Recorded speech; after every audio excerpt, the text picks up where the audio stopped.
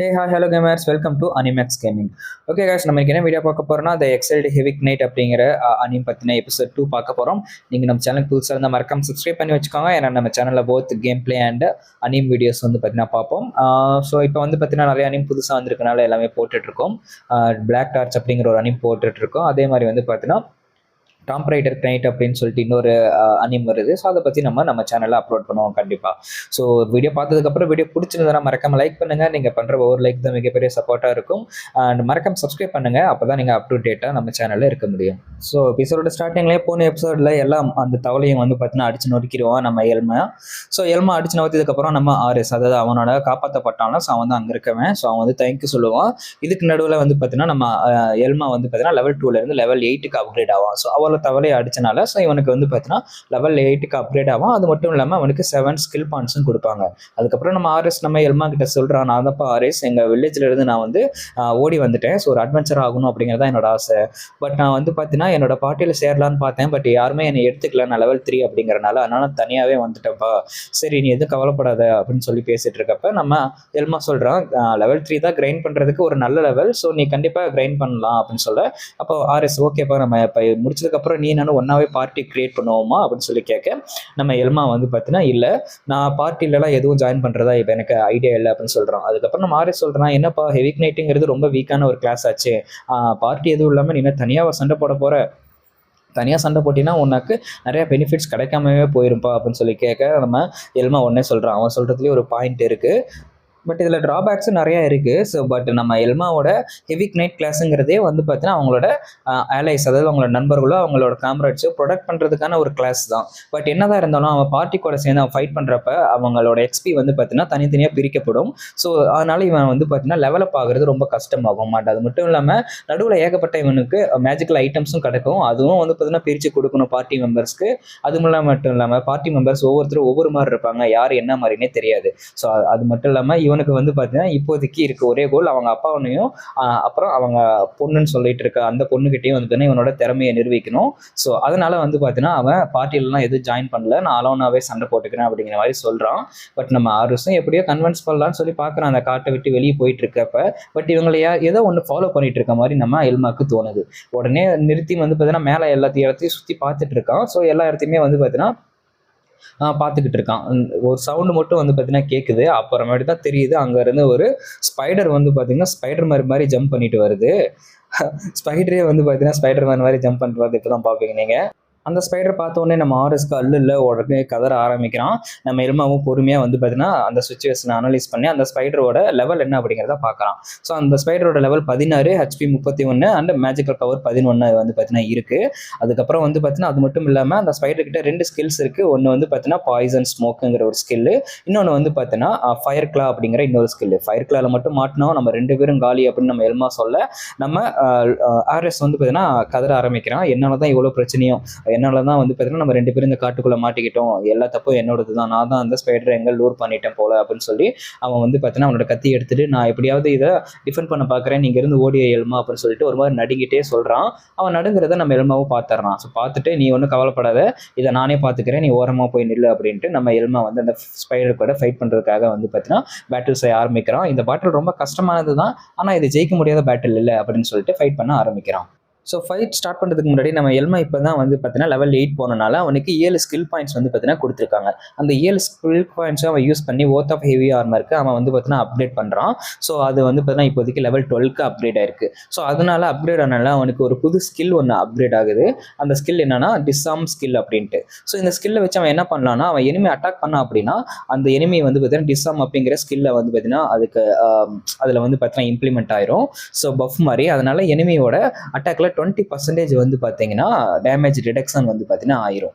அதனால நம்ம எல்மா அதுக்கு கொடுத்துட்டு ஃபைட்டுக்கு ரெடி ஆகிறான். எப்படியாவது அதை நான் ஹிட் பண்ணிட்டேன்னா போதும் அப்படின்ட்டு ஃபைட்டுக்கு வந்து பார்த்தீங்கன்னா ரெடியாக ஆரம்பிக்கிறான். அந்த ஸ்பைடரை லூர் பண்ணிட்டு வேகமாக ஓடுறான். ஸோ ஃபைட் சீன் ஆரம்பிக்குது. இதை வந்து பார்த்தீங்கன்னா நான் இன்ஸ்டாவில் அப்லோட் பண்ணுறேன், நீங்கள் செக் பண்ணி பாருங்கள். ஃபைட் நல்லா இருந்தது. இவன் அங்கேயும் இங்கேயும் ஓடுறதை பார்த்துட்டு கடுப்பான ஸ்பைடர் வந்து பார்த்தீங்கன்னா அதோட மேஜிக்கல் பவரை யூஸ் பண்ண ஆரம்பிக்குது. ஸோ டக்குன்னு வந்து பார்த்தீங்கன்னா ஒரு மேஜிக்கல் சர்க்யூட் மாதிரி வந்து பார்த்தீங்கன்னா அவனுக்கு கிரியேட் பண்ணுது. அதான் நம்ம ஆல்ரெடி சொன்னோம்ல, இதுக்கிட்ட 2 ஸ்கில் இருக்குன்னு. ஸோ அதில் ஒரு ஸ்கில் வந்து பார்த்தீங்கன்னா அது யூஸ் பண்ணுது, அதுதான் பாய்சன் பீம் அப்படிங்கிற ஒரு ஸ்கில். ஸோ அது வந்து பார்த்தீங்கன்னா ஸ்ப்ரே பண்ணுது. அதை பார்த்தவொடனே நம்ம எல்மா வந்து பார்த்தீங்கன்னா இதுதான் சரியான சாய்ஸ், நான் வந்து பார்த்தீங்கன்னா இதை டிஃபெண்ட் பண்ணக்கூடாது, இதை நான் ஹோல்ட் பண்ணிட்டு அதுக்கப்புறம் நான் அதை ஸ்ட்ரைக் பண்ணணும் அப்படின்னு சொல்லிட்டு இந்த பாய்சன் பீமை டேரெக்டாகவே வந்து பார்த்தீங்கன்னா அவன் அட்டாக்கை வாங்கிக்கிறான். வாங்கிட்டு அடுத்த செகண்டே வந்து பார்த்தீங்கன்னா அவனோட அட்டாக் டிஸ்ஆர்ம் அப்படிங்கிற ஸ்கில்லை வந்து பார்த்தீங்கன்னா அந்த ஸ்பைடர் மேலே அடிச்சிடறான். ஸோ அடிச்சனால அந்த ஸ்பைடருக்கு வந்து 20% வந்து பார்த்தீங்கன்னா டேமேஜ் ரிடக்ஷன் ஆயிடுது. அண்ட் அது மட்டும் இல்லாமல் கடுப்பான ஸ்பைடர் மறுபடியும் ஃப்ளேமிங் கிளா அப்படிங்கிற இன்னொரு மேஜிக்கல் பவர் யூஸ் பண்ணலாம்னு சொல்லி பார்க்குது. அதை பார்த்துட்டு நம்ம எல்மா எங்கேயுமே நவுறாமோ அதே இடத்துல அப்படியே நிற்கிறான். அந்த அடியை வந்து பார்த்தீங்கன்னா அப்படியே ஹோல்ட் பண்ணி வாங்கிக்கிறான். எதுக்கு இந்த அடியும் வாங்கினா அப்படின்னு நம்ம ஆர்எஸ்க்கு ஒன்றும் புரியல, நமக்கு ஒன்றும் புரியல. அப்புறமா தான் தெரிய வருது அந்த டெக்னிக் வந்து பார்த்தீங்கன்னா என்கிட்ட ஒர்க் ஆகாது.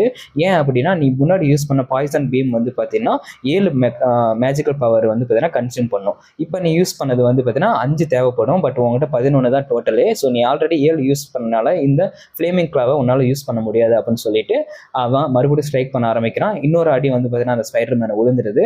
ஸோ முன்ன 20%, இப்போ 20%, இப்போ வந்து பார்த்தீங்கன்னா -40% ரிடக்ஷன் வந்து பார்த்தீங்கன்னா ஆயிருது அந்த ஸ்பைடருக்கு. இப்போ வந்து பார்த்தீங்கன்னா நம்ம எல்மா அவனோட கேஸ்டல் பவரை வச்சு அதை ஈஸியாக டிஃபீட் பண்ணலாம். ஸோ அதனால வேகமாக அந்த ஸ்பைடர் ஒரு இடத்துக்கு லூர் பண்ணிட்டு போயிட்டு இருக்கான். அந்த ஸ்பைடரும் வேகமாக அட்டாக் பண்ணிட்டே வந்து பார்த்தீங்கன்னா இவனை துரத்திட்டு இருக்கு.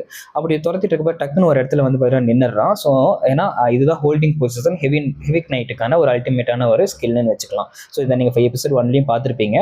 ஸோ அந்த கேஸ்டல் பவரை யூஸ் பண்ணுறான். அந்த ஸ்பைடர் அட்டாக் பண்ணோன்னா அதோட அட்டாக் அதுக்கே வந்து பார்த்தீங்கன்னா ரிஃப்ளெக்ட் ஆயிரும். ஸோ அது 10% அதிகமாக வந்து பார்த்தீங்கன்னா ரிஃப்ளெக்ட் ஆகும்.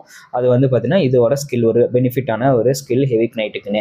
அப்புறம் அந்த ஸ்பைடர் கீழே வந்தவொடனே அந்த ஸ்பைடரை வந்து பார்த்தீங்கன்னா நம்ம எல்மா அவனோட ஸ்குவாடை வச்சு குத்தி கொன்னதுக்கப்புறம் லெவலப் ஆகுது. லெவல் 8லேருந்து 12க்கு லெவலப் ஆகுறான். அண்ட் அது மட்டும் இல்லாமல் அவனுக்கு ஒரு மெசேஜ் மாதிரி வருது. என்னன்னா அவனோட ஓத் ஆஃப் ஹெவி ஆர்மரை அவனால் 15 லெவலுக்கு முன்னாடி அப்கிரேட் போட முடியாது அப்படின்ட்டு.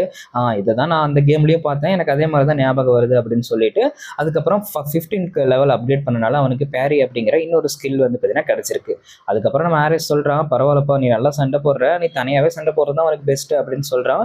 அதுக்கப்புறம் இந்த ஸ்பைடரை கொண்டனால அதோட மேஜிக்கல் ஸ்டோன் வந்து பார்த்தீங்கன்னா அந்த இடத்துல இருக்குது. பட் நம்ம எல்மாவால் அதை எடுக்க முடியல. ஏன்னா முன்ன அட்டாக் பண்ண பாய்சன் எஃபெக்ட் இப்போ தான் வந்து பார்த்தீங்கன்னா எஃபெக்ட் ஆக ஆரம்பிக்குது.